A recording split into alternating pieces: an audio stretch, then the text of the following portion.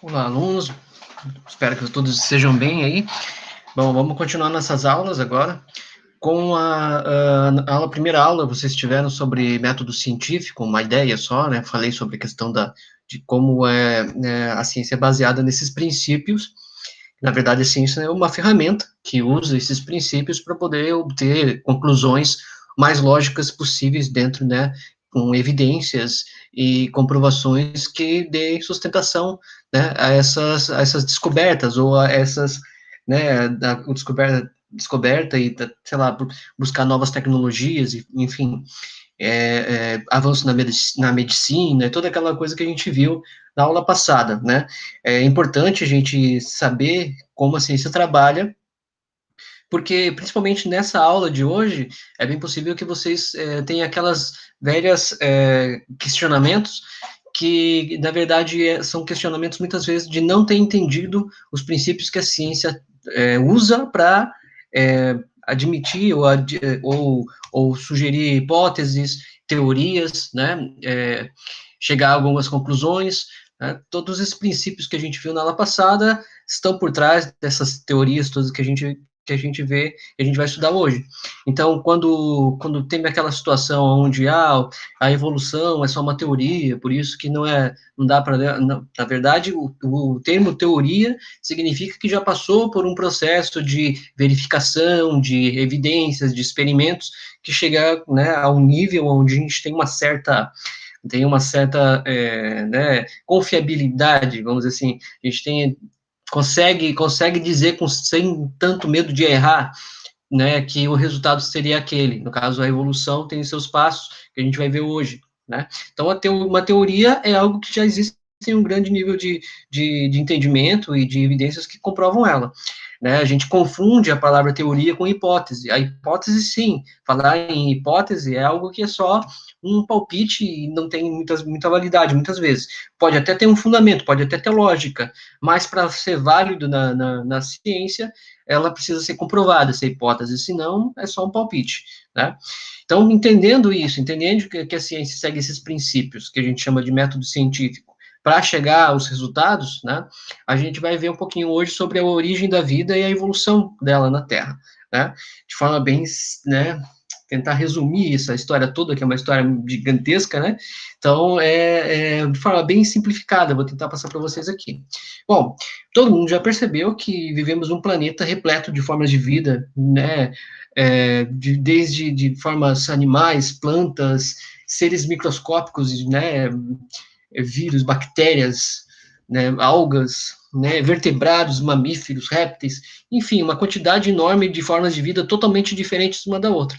Isso leva a perguntar, né, de onde veio tudo isso, né? Qual a explicação que tem para tanta vida, né? E, inicialmente, nas primeiras tentativas de explicar, muitas até hoje, na verdade, tentam explicar isso de uma forma mais é, mística, né? Não existe uma explicação lógica, então é uma criação é, meio que de as religiões têm várias explicações para a vida, né? Cada uma delas fala de um jeito diferente, e é aqui né, a, a tartaruga que sustenta a Terra, enfim, tem várias explicações para a vida na Terra nessa forma vamos dizer assim, das explicações através das religiões, né? Mas de forma mais ou menos científica, tentando buscar evidências, começou muito tempo atrás. A gente está falando aí, por exemplo, do Aristóteles, que era um grego aí que viveu lá mais de 300 anos antes de Cristo, ou seja, quando Cristo nasceu, era uma criancinha, fazia 300 e poucos anos que esse Aristóteles tinha morrido, então é tempo pra caramba, né? E ele falava sobre a questão da geração espontânea, né? Que era a capacidade de que os seres vivos surgiam da matéria inorgânica, do nada, por exemplo. Ele estava lá olhando para um monte de areia, e aí de repente saía uma vespinha de dentro da areia. Então, para ele, a vida surgia dessa transformação. Da areia se formavam os seres vivos ali, e aí eles brotavam, né? E o tempo todo, essa é a questão, né? Então surgiu essa ideia de geração espontânea. E por muito tempo se acreditou nisso, que a vida surgia de forma espontânea, da areia, diretamente da água, da sujeira, saía, né, os seres vivos brotavam da sujeira, do lixo, tá? E acreditava, então, que a vida surgia de forma espontânea e que ela não se modificava ao longo do tempo. Era desde o início de tudo, desde o início da Terra, as formas surgiam sempre os mesmos tipos de formas, né? A ideia do fixismo de que as formas de vida eram fixas e não mudavam ao longo desde que surgiu a Terra. E se ficava surgindo de forma espontânea. E acreditou nisso durante, né, muito tempo. A gente está falando aí de 300 anos antes de Cristo. Aí 300 anos passaram, nasceu, né, Jesus nasceu, e aí ele viveu, morreu, a Roma caiu, surgiu, veio a Idade Média e tal, e todo mundo quando ficou acreditando nisso, achando que a vida surgia de forma espontânea o tempo todo, e ela nunca tinha mudado ao longo do... Na verdade, as pessoas nem se questionavam sobre como surgiu, né, enfim, já era a resposta pronta. Como surgiu, Deus que fez, e assim ficou, né? Ninguém também ficava tentando comprovar e mostrando, tentando falar isso de forma científica, era só as pessoas tinham mais coisas para fazer também, né? Enfim, aconteceu um monte de coisa ao longo da história nesse período, e a preocupação sobre a origem da vida não era uma preocupação muito grande para essa época, já estava respondido para eles, né? A religião explicava, pronto, não precisava muita coisa. Então, essa ideia da abiogênese, de que a vida surgia de forma espontânea o tempo todo. Esses caras aqui, né, o Aristóteles, eu falei aqui, né, inicialmente, eram os caras que acreditavam nessa ideia. Outro nome importante aqui, ó, o Isaac Newton, um cara tão inteligente, né, criou as leis de gravitação universal, né, pensou certo sobre como é que funcionava a gravidade, e a gente usa até hoje as teorias de Newton, mas ele era um cara que pensava na biogênese e tal. Depois a gente vai ver que a biogênese talvez não estava tão errada assim, talvez o Newton, ele só não tinha as informações ainda para pensar, mas até que não está tão errado assim, a gente vai ver isso depois. Né, o René Descartes, o cara que inventou muito, né, útil, muito a questão matemática e, enfim. E aí tinha gente que não acreditava nessa história da biogênese, achava que isso aí era a maior viagem, né? Na verdade, eles já tinham algumas noções e já tinham percebido algumas coisas, como aquela história lá do método científico. Eles já tinham algumas observações e já tinham feito algumas perguntas sobre essa história de biogênese. Mas eu vi que parece que não é bem assim. Tem uma observação, tem uma hipótese diferente, né? E aí eles não concordavam. Esse cara aqui, o Francisco Redi, italiano, e o Luiz Pasteur são os mais famosos que a gente vai ver, porque eles foram os caras que não só eles foram, né, contrário à ideia da biogênese, mas sim eles tentaram provar que isso não estava certo. Né, o Francisco Redi, lá em 1668, também, né, agora pensando, faz bastante tempo que isso, né, já começava a ser discutido. Ele fez o experimento, porque existia a ideia de que do lixo, da matéria em decomposição, surgiam alguns seres, os bichos surgiam, os insetos surgiam, larvas surgiam dessa matéria em decomposição. Então, o Francesco Redi pensou, né? Ele com essa cabeleira toda aqui, ele pensou, não é bem assim, não surge da matéria em decomposição, e eu vou tentar provar como. Então, ele fez um experimento. É a lógica do método científico, apesar de a gente estar falando aí em 1600 e pouco, né? Já existia já um princípio, né, de tentar comprovar as coisas através de experimentos. Então, ele pegou uma carne lá, um pedacinho de carne, né? Naquela época a carne não era tão cara que nem é hoje, então ele podia fazer uma experiência dessa de deixar a carne estragada. Hoje em dia não dá, né? Não tem condições, né? Então ele deixou um pote aberto e deixou um pote fechado. Numa ele deixou, né, a ideia é a seguinte, que ele já tinha, provavelmente através de observações que ele já tinha feito antes, de que sempre os insetos vinham e botavam algo, né, vinham em cima da carne em decomposição. Ele botou uma telinha em um. Depois de um tempo, né, aonde estava aberto, houve o desenvolvimento de larvas. As larvas, eles achavam que era um bicho totalmente diferente lá, que surgia da decomposição da carne, né? Na verdade, são a fase criancinha da mosca, né? Antes da mosca como ela é, com asas, ela é uma larvinha, comendo matéria em decomposição. Então, aonde estava aberto, houve o desenvolvimento de moscas. Aonde estava fechado, não houve o desenvolvimento de moscas. Então, é bem simples, né? Lá em 1600 e pouco já era, nossa, que experiência massa que tu fez, e mostrou que a biogênese não é bem assim que funciona. As larvas, elas não surgem de forma espontânea, elas surgem porque ela é, na verdade, uma fase da vida de um inseto, da mosca, que bota os ovos na carne, e aí desenvolvem-se as larvas dessa carne em decomposição. Aí ele mostrou. E aí, né, meio que, então a biogênese, não funciona bem assim. Então, essa história de a biogênese, daí surgiu a biogênese. A ideia de que toda a vida surge de uma jaque pré-existente, né? Então, a larva não surgiu do nada, e sim ela surgiu porque uma outra, né, uma mosca botou os ovos ali, e aí nasceu as larvinhas ali. A biogênese é essa ideia de que a vida surge de uma outra forma, né? Teve origem de uma outra que tem origem ela. Não surge do nada, né? Aí surgiu os micro-organismos, né? Descobriram que a existência de fungos, né? Não bem tão bem assim, né? A microscopia ainda não era tão boa, mas já conseguiram descobrir que existiam. E aí, da biogênese lá, das larvas de mosca, tudo bem, aceitaram que não era bem assim que funcionava. Mas os micro-organismos, eles achavam que por ser tão pequenininho e tão simples, esses sim surgiam do nada. Tá? Então, a biogênese funcionava para os micro-organismos. Por quê? Porque tu deixa lá sei lá, o leite fora da geladeira um dia, depois tu vai olhar, tá azedo, tem bactérias se desenvolvendo lá dentro, de onde ela veio? Veio do nada, a biogênese. Tá aí, né, ficou se pensando dessa forma. Só que lá em 1860, a gente tá falando bastante tempo depois, né, o Louis Pasteur, que era esse cientista, ele pensou, não, essa história das bactérias também não é a biogênese, eu vou tentar provar que não é. Então ele pegou 12 frascos, né, com esse gargalo aqui longo, aqui fino, colocou um caldo de matéria orgânica, carne, sangue e tal, e coisas que entravam em decomposição e ferveu, ficou fervendo um tempão, os dois, né. Num ele deixou o gargalozinho aqui inteiro e fechado. No outro ele abriu o gargalo, quebrou a gargalo e permitiu a entrada de ar. O que aconteceu depois? No que não ficou em contato com o ar, ficou fechadinho, o líquido permaneceu estéreo, não entrou em decomposição, não houve formação de bactérias nem nada. No outro que ficou aberto, houve sim um crescimento de micro-organismos e começou a entrar em decomposição. Né? Então ele mostrou que, na verdade, os micro-organismos não estão aqui dentro, eles não surgem aqui dentro. Eles estão no ar e, a partir do momento que abre, eles entram em contato com a matéria, né, com o material e começam a se desenvolver, a se reproduzir e se alimentar da matéria orgânica dali. Ele mostrou que também não funciona a biogênese nem para micro-organismos. E, de quebra, ainda inventou um processo aí de conservação de alimentos que a gente hoje chama de pasteurização. É pasteurização por causa do nome dele, ó, Pasteur, né?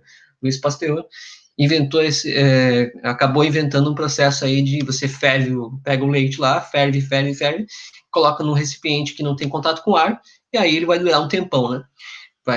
Porque não vai ter contato com as bactérias. Então, ele, além de mostrar que a biogênese não funcionava, ele ainda inventou um método para conservar alimento, certo?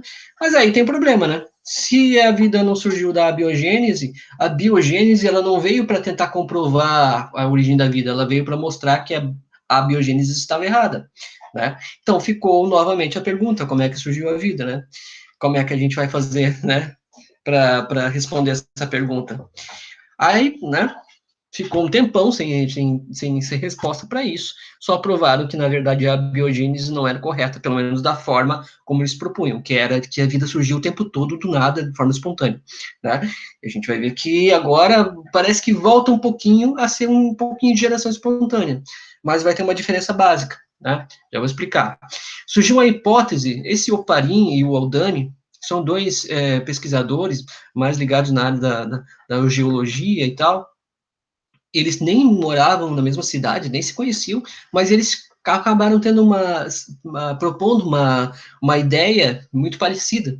Depois eles juntaram essa ideia para ser base para a explicação para a origem da vida, de que a vida surgiu por uma evolução química.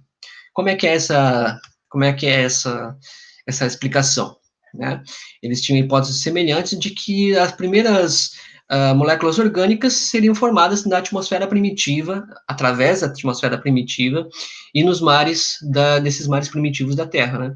Aí se formaram as primeiras substâncias orgânicas, através de compostos como metano, amônio, hidrogênio e vapor de água, coisas que, né, eles acreditavam, através de dados geológicos, né, estudo de, vamos estudar como é que são as substâncias que saem do vulcão, vamos cavar o gelo e ver quais são as substâncias que tinha essas bolinhas de ar presas no gelo antigo, enfim, né, tentaram chegar o mais próximo que seria a atmosfera primitiva da Terra. E eles acreditavam que essas substâncias químicas seriam as iniciais, apesar de ser substâncias, né, inorgânicas, elas teriam dado origem a moléculas orgânicas capazes depois de se transformar numa primeira forma primitiva de DNA que tinha capacidade de se replicar, tá?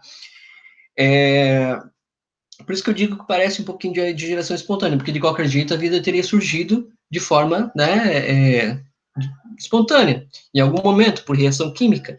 Só que qual é a diferença da geração espontânea lá do Aristóteles, do tempo lá?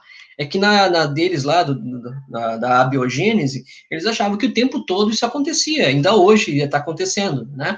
E quando, na verdade, as condições primitivas da Terra primitiva, lá no início, né, 4 bilhões de anos atrás, ela tinha substâncias químicas totalmente diferentes da atmosfera de hoje. Isso é provável, né? A gente tem uma atmosfera que foi modificada ao longo do tempo. E a gente vai ver que, na verdade, quem modificou a atmosfera da Terra foi os próprios seres vivos que modificaram. Né? Não existia oxigênio, por exemplo, né? Era muito pouco oxigênio, nem teria condições da vida de hoje existir no início da vida da Terra. Né? E sim moléculas muito até tóxicas, né? A amônia, por exemplo, metano tóxico, isso que compunha boa parte da atmosfera primitiva da Terra. Né? E aí reações químicas deram origem às primeiras moléculas orgânicas. Isso era uma hipótese, lá em 1920, né? Era uma hipótese possível, porque baseada em informações geológicas, né, e buscar informações de químicas de como que era a atmosfera. Então damos um palpite. É uma hipótese, mas não é um chute cego, é um chute que, né, tem uma lógica por trás para eles terem feito essa hipótese. Só que uma hipótese é só uma hipótese, né? Não tem ainda essa força. O que aconteceu depois, lá em 1952, um cientista, um físico, o chamado Stanley Miller, vocês já devem ter assistido o vídeo sobre a poeira das estrelas, a origem da vida, né? O Marcelo Gleiser lá explica, ele até entrevistou o Stanley Miller, e esse Stanley Miller, lá nos anos 50, ele pegou essa hipótese do Oparin-Haldane, que era só uma hipótese, né, e tentou testar ela. Vamos tentar testar essa hipótese. A ideia do método científico. Tem as hipóteses, elas precisam ser testadas. Então, o que ele fez? Ele criou um equipamento, né, não ele sozinho, mas o professor dele, que orientava ele, né, Harold Urey, acabou eles pensando numa máquina, num conjunto de tubos aqui de vidro e tal, onde ele colocaram aquelas substâncias, os gases que teriam na atmosfera primitiva, metano, amônia, vapor d'água, hidrogênio, colocaram água, né, aqueceram, né, porque imagina-se que no início da Terra era muito mais quente, tinha muito mais atividade vulcânica, inclusive, né, e aí ele pensou o seguinte, tinha que ter um fator, na verdade as reações químicas funcionam desse jeito, né? Às vezes tem que ter um princípio, né, para que uma reação química aconteça. E aí ele colocou um cabinho aqui com energia elétrica formando uma faísca aqui dentro, como se fossem os raios de uma descarga elétrica. E aí deixou esse processo aqui funcionando, tá? Depois de algumas semanas, eles foram ver o resultado, que daí nesse pedacinho aqui é onde caía, né, a ideia dele é que se formassem substâncias orgânicas, as moléculas orgânicas, como era a hipótese, e elas iam parar mais no fundo aqui. Então, realmente, depois de algumas semanas, eles foram ver do equipamento trabalhando, se acumulou no fundo desses tubos aqui, moléculas orgânicas chamadas aminoácidos. Os aminoácidos são os tijolinhos que formam o nosso DNA, né? Então, ele provou boa parte da hipótese de Oparin-Haldane, de que, através dessas substâncias químicas que tinha na atmosfera primitiva da Terra, que se supõe, né, que era, mas também baseado em muita evidência de que era assim mesmo, ele provou que é possível, sim, moléculas orgânicas se formarem através da reação química dessas substâncias, certo? E são os componentes básicos para a formação dos seres vivos. Ele não comprovou a origem da vida, ele comprovou, na verdade, que é possível que essas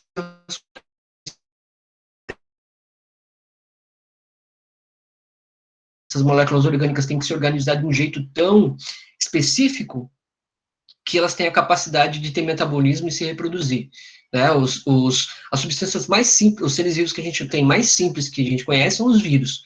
Eles nem têm metabolismo, eles só têm uma sequência de DNA. Eles dependem de um outro ser vivo para se reproduzir. Então, as bactérias são as mais primitivas que conseguem fazer tudo, se alimentar e se reproduzir. A bactéria nada mais é do que essa molécula, né, uma membrana em volta, como se fosse uma bolinha de gordura, que é a membrana plasmática dela, e dentro lá tem uma sequência de DNA, que ela tem a capacidade de pegar substâncias do meio, compor, né, fazer cópias do seu DNA e se dividir, né. Então, são simples, mas mesmo assim, das moléculas orgânicas descobertas pelo Stanley Miller, até ter as primeiras bactérias, é um espaço, um buraco muito grande, né. Outra explicação que vocês devem ter assistido no vídeo é a tal da panspermia cósmica, né? Ela não explica a origem da vida. Na Terra, na Terra ela explica a origem da vida, mas não a origem da vida em si, né? Porque se ela caiu aqui na Terra através de meteoros, trazida por meteoros, como é que ela surgiu, né, fora da Terra? Né? Então, a panspermia é a ideia de que a vida teria vindo em meteoros, né? Tipo, bactérias primitivas teriam vindo nesses meteoros e caído aqui na Terra, e aqui encontrado as condições ideais para se desenvolver, né? Como se fosse a dispersão da vida pelo universo. Para a panspermia cósmica, não tem assim tantas evidências tão fortes, né? Para a teoria para a teoria da evolução química, tem muito mais evidências, mas mesmo assim, né, ainda não sabemos como é que a vida surgiu na Terra. Não é, não é vergonha admitir a ciência não tem esse papel de querer dar as respostas, e se não tem as respostas, ficar tentando achar uma de qualquer jeito, né? Não é assim que funciona. Se a gente não sabe, então a gente tem que admitir que não sabe. Seria pior se alguns cientistas, por não saber, inventar respostas para achar que para não deixar esse buraco no nosso entendimento, né? Isso é pior, porque daí nem sempre, né, as, as pessoas que não vão confiar mais na ciência se por acaso nem os próprios cientistas vão ter mais crédito se alguém tentar inventar uma resposta, né, inventar uma resposta que não tenha essas evidências e essas comprovações de fato para isso. Enquanto a gente não chegar nelas, a gente tem que admitir que a gente não sabe ainda como a vida surgiu. A gente tem fortes evidências, tem teorias que têm uma sustentação até certo ponto, mas em alguns momentos tem vários buracos nesse quebra-cabeça que falta a gente preencher. Talvez nunca preencha, talvez a gente nunca vai preencher, a gente vai ter que ter essa visão geral montada, mas com várias peças faltando, né? É muito possível que a evolução química realmente tenha acontecido, né? Mas ainda tem muito para a gente descobrir para realmente ter mais, né, certeza disso, ok? Mas tá, beleza. A vida surgiu na Terra. E depois o que aconteceu? Então vamos partir daqui. A gente não sabe totalmente como a vida surgiu na Terra. A gente tem as fortes evidências de que existiu essa evolução química. A partir das substâncias que tinha na própria Terra, surgiram as primeiras moléculas orgânicas, os primeiros seres vivos bem primitivos, como as bactérias, e aí depois começou a evolução, a vida evoluiu. Né? Para explicar a evolução, aí a gente tem muito mais evidências hoje em dia, né, do que para explicar a origem da vida. É mais fácil falar de evolução hoje em dia do que tentar explicar a origem da vida. Tudo começou, um dos primeiros, né, nos primeiros cientistas aqui a tratar essa ideia de evolução, né, foi lá entre 1700 e 1800, o Jean-Baptiste, né, Monnet, que na verdade é o tal do Lamarck, todo mundo fala, né, sempre quando vai trabalhar em evolução, sempre fala dois nomes, Lamarck e Darwin. Esse é o Lamarck. O Lamarck, ele foi um dos pioneiros, os primeiros a pensar na ideia de evolução biológica, né, e começou a buscar evidências para comprovar suas ideias. Tá? Então ele pensou o seguinte, então ele pelas observações e pelas análises que ele fez, os seres se adaptam ao meio em que vivem.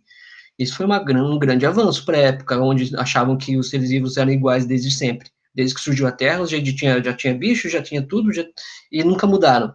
Né? Mas a gente sabe que existem várias, né, já naquela época, lá no tempo do Império Romano, já se descobria fósseis de dinossauros e ninguém sabia explicar a origem daqueles bichos, né? Então, o Lamarck foi um dos caras que falou, não, os seres vivos se adaptam ao ambiente onde eles estão. Aí ele pensou numa lei de uso e desuso, que eu vou explicar, e na herança dos caracteres adquiridos. A lei do uso e desuso é a ideia de que os seres vivos, de tanto precisar de uma característica, eles desenvolvem essa característica.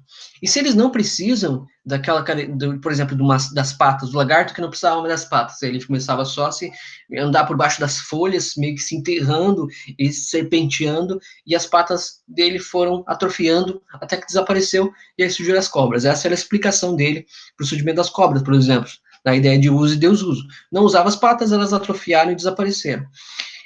As girafas, de tanto elas esticavam o pescoço para, né, para chegar nos ramos mais altos, ao longo do tempo foi esticando o pescoço cada vez mais, né, e aí foram ficando com o pescoço comprido. Para essa lei do uso e desuso funcionar, as características que essa girafa aqui foi adquirindo ao longo da vida dela, ela tinha que passar para os descendentes dela, para os filhotes dela, né, e aí que está um grande problema né, a um grande problema da teoria dele. O Lamarck acabou errando nessa parte, né? O uso e desuso, ele, na verdade, não funciona até certo ponto. Se você pegar e começar a fazer musculação, né? Você vai usar mais os músculos e tal da parte da frente. Já viu aqueles caras que fazem academia, fazem só da parte de cima, fica bombadão em cima e as pernas ficam fininhas, né? Isso, de certa forma, acontece, porque o nosso corpo tem uma certa plasticidade para desenvolver para uma carga de trabalho maior, né? Muscular e tal. Só que tem o grande porém nessa história. A história de passar essas características para frente.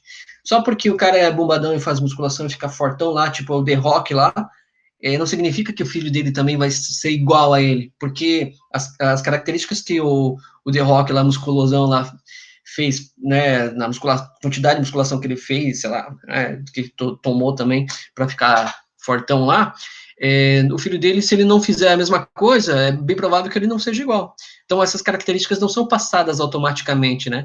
Até eles fizeram algumas experiências bem toscas, eles passaram gerações e gerações cortando o rabo de camundongos para ver se depois de algum tempo, de, sei lá, de 100 gerações, iam nascer filhotes sem rabo, isso não acontecia, né?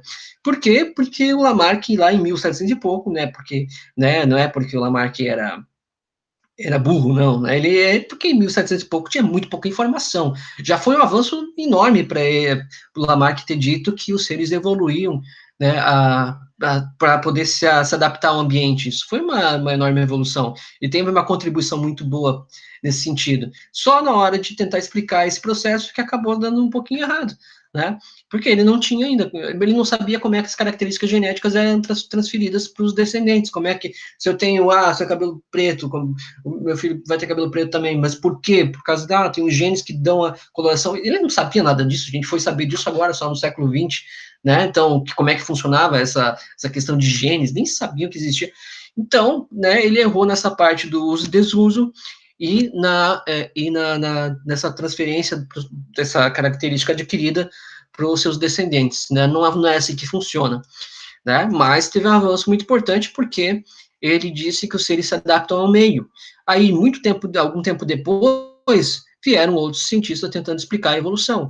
Aí aquele tem os nomes, né, mais famosos até agora, Charles Darwin. Esse é o Wallace, que quase ninguém lembra, mas ele escreveu junto com o Darwin o Origem das Espécies. Né, ficou meio esquecido, coitado dele. Tem muita gente que contribuiu para o pensamento da evolução, né, para chegar ao ponto de, por exemplo, Darwin ficar famoso, né? Darwin recebeu o trabalho de todo quanto é cientista do mundo inteiro, que chegavam a conclusões parecidas, e ele, né, colocou esses trabalhos todos no livro que ele escreveu, né? Inclusive, um padre aqui de Blumenau, lá em 1800 e pouco, que fazia estudos com insetos, com crustáceos em rios de Blumenau, e escrevia sobre isso e pensava sobre a evolução como uma forma a ideia de seleção natural, que eu vou explicar agora. e batia com as ideias de Darwin. Darwin até cita ele no livro, né? E a gente nem conhece, né? A gente nem sabe que isso aconteceu. Né? O Charles Darwin, o Wallace veio depois, ele tinha trabalhos paralelos. O Wallace ele também trabalhava meio que, mas ajudou a escrever o livro no final. O Darwin ele pegou carona num navio chamado aqui, ó, o HMS Beagle, né, um veleirinho aqui, que deu praticamente a volta ao mundo. Saiu aqui da Europa, passou pelo Brasil, aliás, falou muito mal do Brasil, o Brasil é muito mal educado, enfim. Passou, chegou lá nas Ilhas Galápagos, onde tem aquelas tartarugas gigantes, aquelas iguanas marinhas, e aqueles bichos todos, ele ficou muito doido aqui, né? Inclusive, boa parte da história né, da teoria da evolução, ele acaba formulando baseado no que ele encontra nas Ilhas Galápagos, que são várias ilhas, é um arquipélago, né? Deu a volta no mundo, passou pela Austrália, África, né? A Madagascar também é outro lugar cheio de bicho diferente.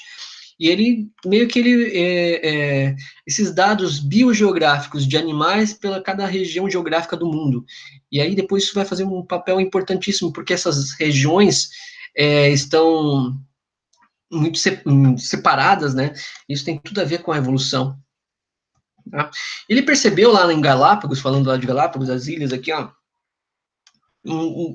né, o clássico da explicação do Darwin é que ele observou uma ave muito parecida, os tentilhões de Galápagos, que cada ilha, né, ela tinha um tipo de bico diferente. É uma espécie diferente, claro, né, mas tinha um parentesco essas aves.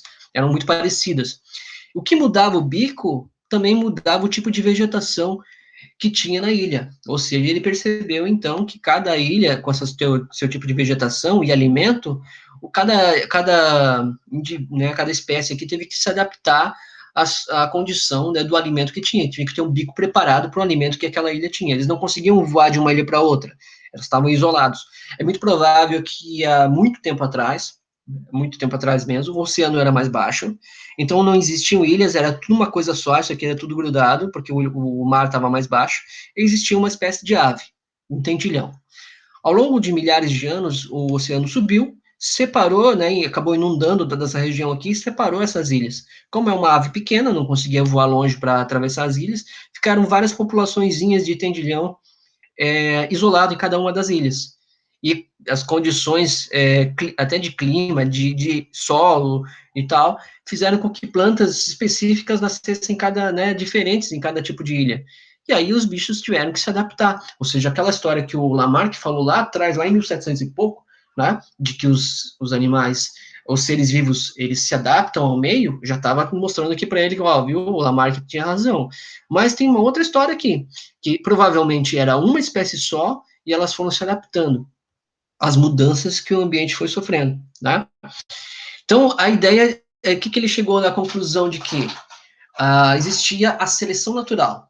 Provavelmente era uma espécie inicial lá, milhares de anos atrás, de tentilhão, que ao longo do tempo sofreu modificações, né? E aqueles que de repente não tinham o melhor bico para se alimentar foram morrendo de fome, ou então não conseguiam chegar à vida adulta, não se reproduziam, não passavam para frente a característica daquele bico que não era tão eficiente para se alimentar de repente de uma semente mais dura, alguma coisa assim. Então a seleção natural selecionava os indivíduos que eram mais aptos, e aqueles que não eram tão aptos tinham uma característica, aqueles que eram, né, mais aptos, eles desapareciam. E como é que surgiu, na verdade, né, essa característica, né, do bico aqui? Porque, muito provavelmente, vocês já devem ter percebido, né, vocês devem só pensar um pouquinho, numa sala de aula, se a gente tivesse na sala de aula agora, vocês podem ver que todo mundo, ninguém é igual a ninguém, todo mundo é diferente. Tem alguém um pouco mais alto, um mais baixo, e todos somos da mesma espécie. Né? Isso acontece com todos os seres vivos. Então, ao longo do tempo, né, com a população aumentando, existe uma variedade muito grande de características diferentes. Algumas características podem favorecer mais, outras menos. Tudo depende do ambiente onde elas estão. Então, um grupo de tendilhões, vários tipos nascendo aqui, só os que têm um bico mais forte, por exemplo, a comer alguma coisa mais dura aqui, conseguem sobreviver. Aqueles que não têm essa característica vão desaparecendo, vão morrendo e não se reproduzem. Só os que têm a característica, hoje a gente sabe, genética, né? A gente está falando de genética, essa característica é passada de forma genética para os seus descendentes, e assim essa característica vai se tornando mais comum até o momento que só tem, de repente, o do bicão grosso aqui, né? E aqui na outra aqui, ele se alimenta de, não tem fruta, mas a fruta não é comestível, mas tem, de repente, a flor. Aí ele se alimenta do néctar, ele tem o bico fininho, né? Ao longo de milhares de anos, só que tinha o bico fininho e foi sendo selecionado, quem não tinha foi morrendo. Essa é a ideia da seleção natural, né? Que tenta explicar isso. Então, a ideia do Lamarck lá, que esticava o pescoção lá, né, não era correta, né? A ideia é porque não passa para uma característica adquirida, não passa para os seus descendentes.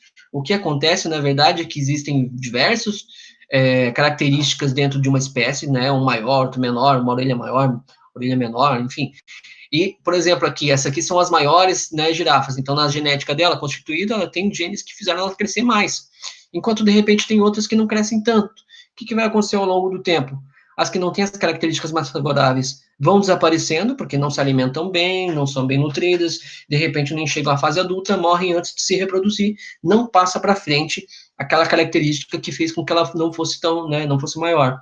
E ao longo do tempo só sobram as que são maiores, elas vão se reproduzir entre si, vão passar para os seus descendentes as características, né, de ser maior.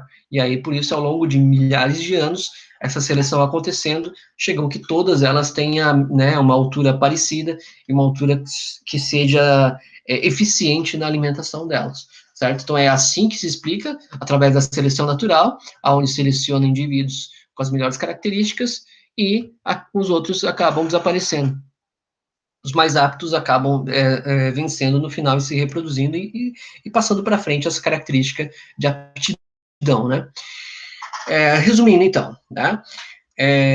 Com esse rápido aumento da população, existe uma luta pela vida, a gente está falando de recursos, até de competição mesmo entre seres de espécies da mesma espécie, ou seja, da espécie diferente, e a sobrevivência vai ser aquele que tem as melhores características, e essas características vão ser passadas para os seus descendentes.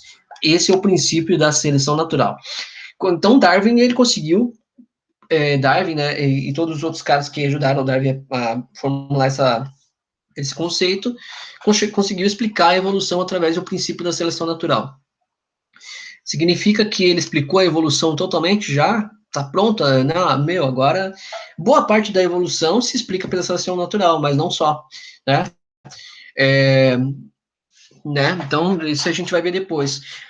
Evidências para a evolução, né? A gente tem, por exemplo, a anatomia comparada. Darwin fez bastante isso, ele estudava pombos, ficava tirando, né, depois cozinhava os pombos e pegava os ossos para comparar e tal. Se a gente comparar, por exemplo, o membro, né, o braço aqui de um humano com, tipo, a pata, de repente, de um cavalo, a gente vai ver que os ossos que compõem são os mesmos. Um osso só, dois ossos, aqui tem dois ossos, né? E depois aqui se fundiram todos os ossos para fundir o casco, que a gente tem, né, os dedos. Mas é tudo feito, dá para ver depois, se você analisar com né, mais cuidado, você vai ver que são vários ossos formando o casco. Aqui nessa parte de cá, né? E aí um dedo só seria.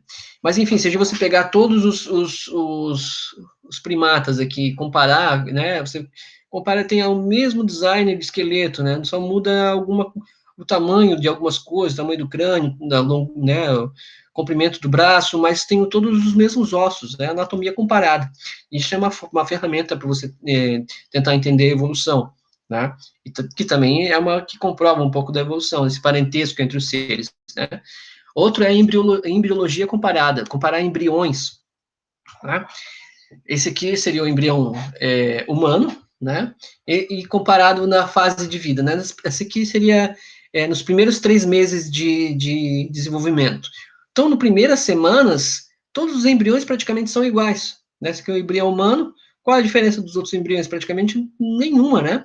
As estruturas que tem no embrião aqui, que vão dar origem, por exemplo, às guelras, no embrião humano também tem, né?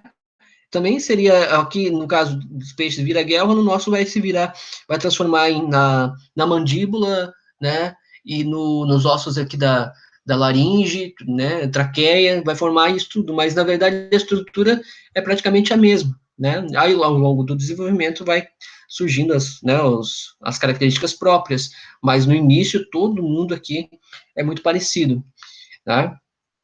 Se você pegar qualquer mamífero aqui, comparar qual a diferença do mamífero, até mais para frente, um pouquinho antes do terceiro mês, você não vê diferença entre se é um embrião de um, né, de um cachorro ou de um ser humano, de um, né, qualquer mamífero que eu pegar aqui vai ficar muito parecido.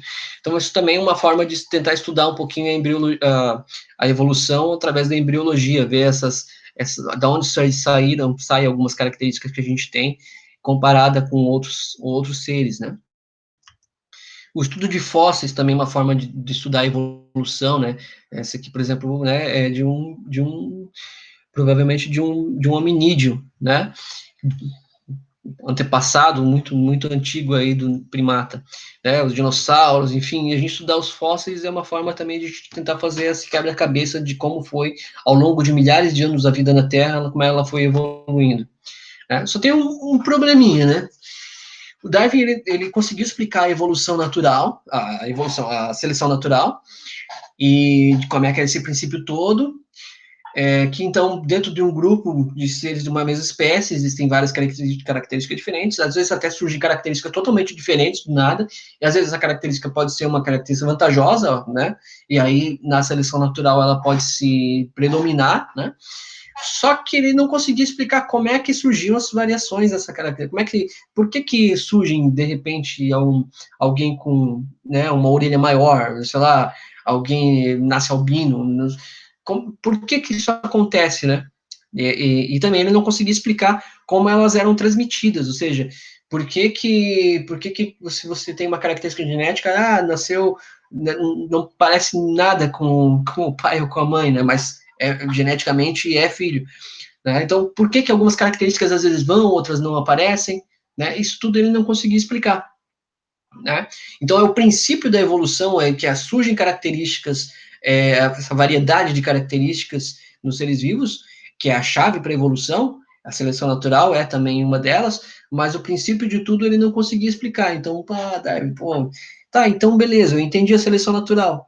Existe uma variedade de características de uma espécie, e de repente o ambiente seleciona aquelas características mais favoráveis naquele momento para adaptação ao ambiente. Mas como é que surgem essas características? Darwin não sabia explicar e Darwin chorou, né? Então, para explicar isso, teve que a ciência avançar, né? Então, o Gregor Mendel aqui, esse cara que vocês vão estudar muito lá no terceiro ano do ensino médio, vão ficar doidos tentando estudar genética, lá em 1865, estudando ervilhas, ele era um padre alemão, e daí ele rezava e plantava a ervilha. Aí ele começou a fazer cruzamento entre ervilhas e ver o resultado da cor da semente, o verde, o amarela, e ficou lá estudando isso um tempão. E ele percebeu que existia um princípio dessa transferência de características. Se eu cruzar verde com amarela, o resultado vai ser 75% vai ser verde, 25%. Ele conseguiu encontrar dentro desse processo de transferência de características um padrão que se repetia, né? Então, em 1865, ele escreveu lá e propôs, né, para o meio científico, a lei de hereditariedade, ou seja, como é que funciona esse processo da transferência de características hereditárias para os seus descendentes, estudando ervilha. Depois ele estudou, né, ou em outros casos, e essa regra se permanecia. A gente usa até hoje um pouquinho dessa genética, daí surgiu a genética depois, não no tempo do Mendel, né? Porque o Mendel escreveu isso daí, estava tudo legal lá, boa parte da genética já nasceu, então, quando o Mendel fez essas descobertas, mas ninguém deu bola para a descoberta dele, né? Foi só em 1900 que pessoas descobriram o trabalho dele lá e começaram a rever o trabalho dele e a entender o que ele tinha dito, né? Um tempão depois.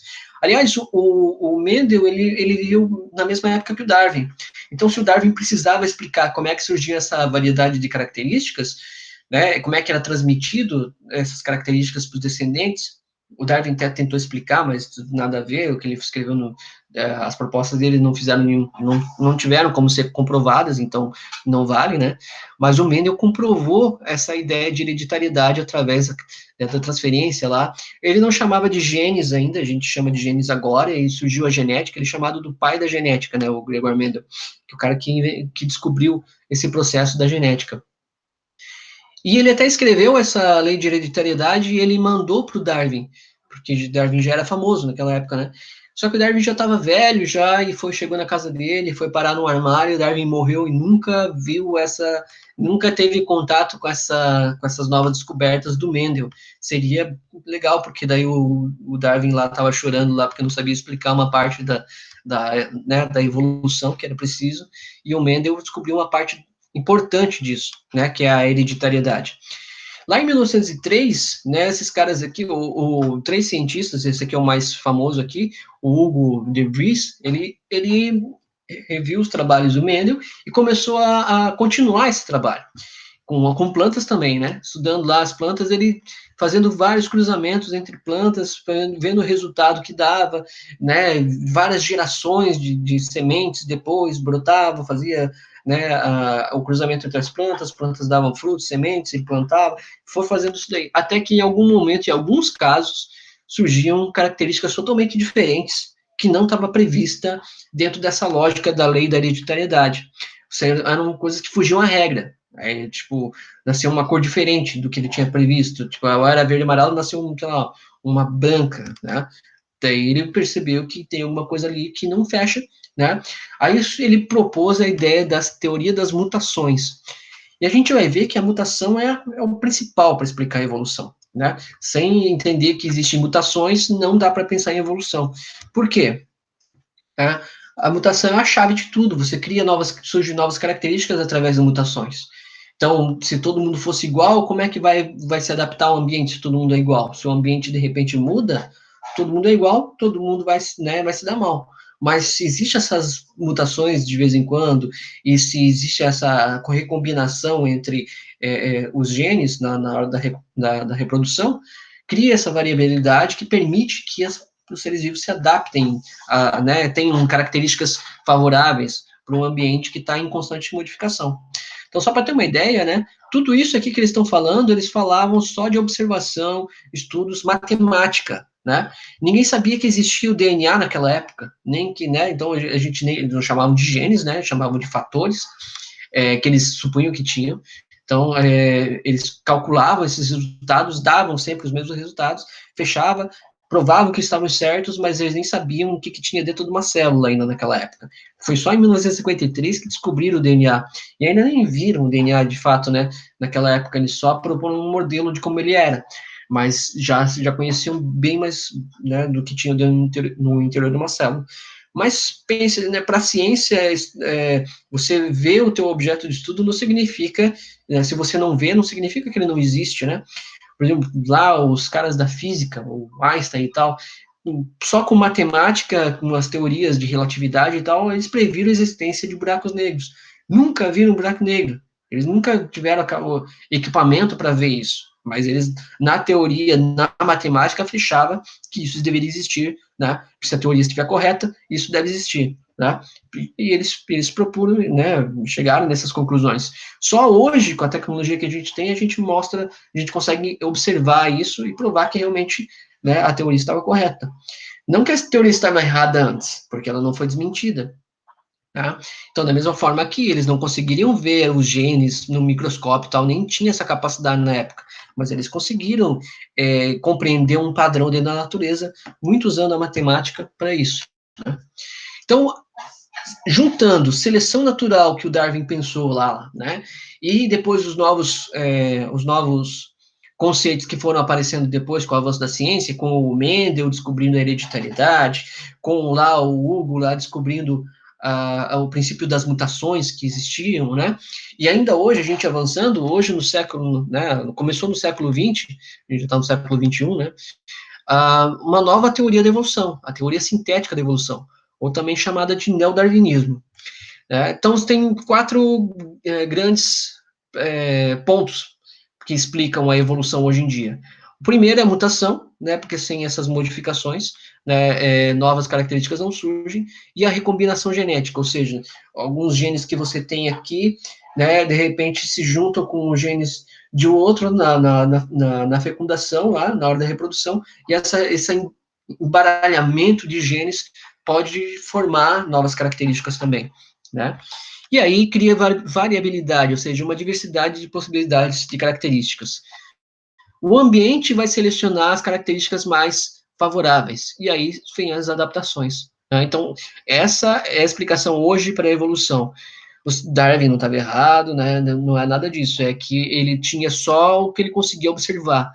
Depois de muito tempo, outros cientistas foram ajudando a completar a teoria, né? E ela fazer muito mais sentido hoje. Hoje ela faz bem mais sentido, né? Para explicar a evolução. Né? Então, por exemplo, uma coisa chamada que a gente processo de especiação. Como é que surgem as espécies novas, né? Então, vamos imaginar aqui, ó, um grupinho aqui de coelhinhos, uma espécie vivendo num campo gigantesco aqui por milhares de anos, se reproduzindo, tendo aquela a história de diferenças entre de repente um tinha uma orelhinha um pouquinho maior, ou orelha menor, ou de repente tinha uma pintinha aqui, surgia com uma, né, com uma mancha, enfim, mas eram todas a mesma espécie, ficavam se reproduzindo entre si, misturando todas essas características genéticas, fazendo com que eles mantivessem, né, as mesmas características em comum de uma espécie. Aí, milhares de anos se passaram e uma barreira geográfica, né, um isolamento geográfico surgiu, uma barreira aqui pode ser, de repente, uma depressão no relevo, podia ser um rio, atravessando um rio muito grande, que eles não conseguissem atravessar, podia ser o surgimento de uma montanha, através de processos geológicos ao longo de milhares de anos, enfim, separou dois grupos dessa espécie, né? Um ficou nessa parte mais com vegetação, o outro ficou na parte de campo. Bom, são dois ambientes diferentes, um tem vegetação, o outro é campo aberto, certo? Aqueles processos de evolução que a gente viu começaram a acontecer, mutações, recombinação genética.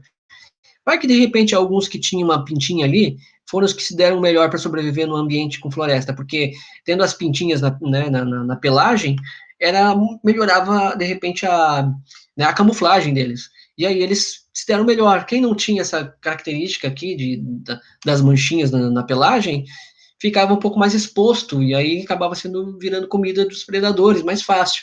E aí, de repente, nem chegava a ficar adulto, nem se reproduziam. Só sobravam os que tinham a característica mais favorável de camuflagem, né? Enquanto nesse outro ambiente aqui, campo aberto, né, aquela característica antiga lá se manteve sendo a melhor forma para sobreviver aqui.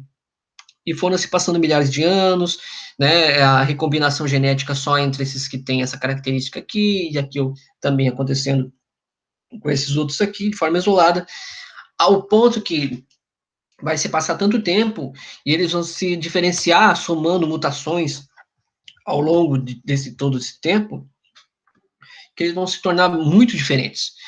Tão diferentes ao ponto de que se de repente aquele isolamento geográfico desaparecer, né, por exemplo, fosse um rio gigantesco você passando aqui e de repente passou lá assim, 5 mil anos e o rio secou. E aí eles puderam voltar aqui a ter contato, né? 5 mil anos é pouco, né? Mas só um exemplo. Eles vão estar tão diferentes, se eles puderem voltar a ter contato com o outro, que eles não vão se reconhecer mais como espécie, são espécies diferentes, né?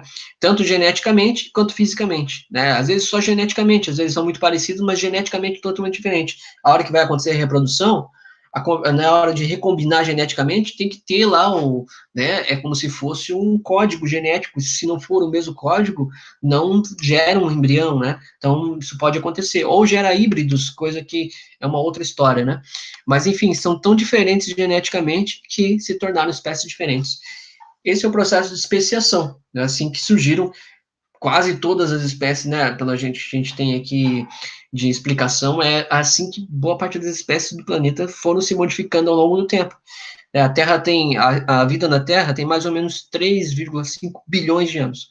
Pensa em bilhões de anos acontecendo sempre esse processo de isolamento, mutações. Isso foi acontecendo tantas vezes, né, que chegou ao ponto de que existem uma diversidade muito grande de formas de vida, tá? Então, por exemplo, para a evolução humana, a gente tem essas duas formas aqui de mostrar, né? Essa aqui, que é como se fosse uma corridinha, né? Primeiro esse, depois esse aqui é o primeiro Australopiteco, depois um Habilis, depois como se fosse um processo de uma escadinha. Isso está errado. Não é assim que a gente tem que pensar a evolução. Por quê? Por uma coisa assim, ó. Primeiro, a gente teve um ancestral muito, que não foi nem encontrado fóssil, nada disso ainda não se sabe qual foi esse ancestral, mas provavelmente um primata há milhares de anos atrás, que, por conta desses processos de isolamento geográfico, mutações e tal, foi se diferenciando, né, dando origem a novas formas de vida em outros lugares, né, em ambientes diferentes, né, que foram migrando para outros lugares, enfim, e foi esse processo todo de especiação que foi acontecendo. Por que não dá para ser assim? Porque o Homo neanderthalis, que está aqui, ó, o homem, né, de Neandertal, ele conviveu com o Homo sapiens, né? Então não dá para ser uma escadinha, esse aqui desapareceu e apareceu esse. Não foi uma coisa linear, foi uma coisa, né, como está sendo mostrado aqui, como se fosse né, uma árvore genealógica, né? Então a gente chama de filogenética aqui.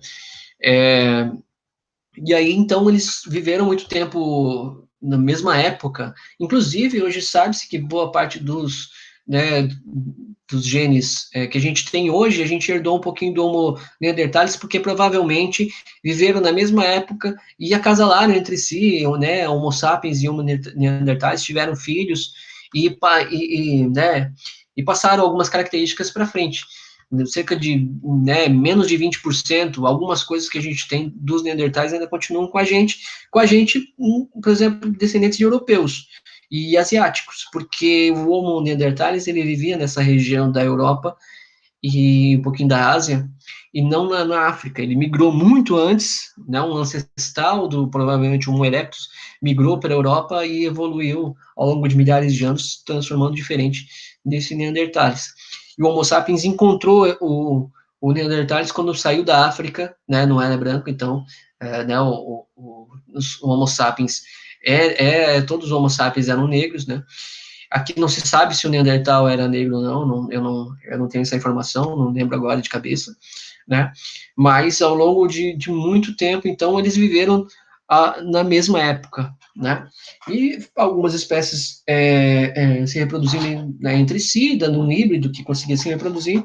Outros foram sendo melhores, por exemplo, o Homo erectus, também viveu, chegou a existir Homo erectus ainda no finalzinho, quando surgiram Homo sapiens, ainda existiam em alguns lugares da África Homo erectus, mas ele não foi tão apto para continuar sobrevivendo às mudanças que o planeta estava passando. Nós tivemos, né, a nossa espécie teve as melhores características para sobreviver às mudanças e continuamos existindo, se reproduzindo e passando para frente as nossas características.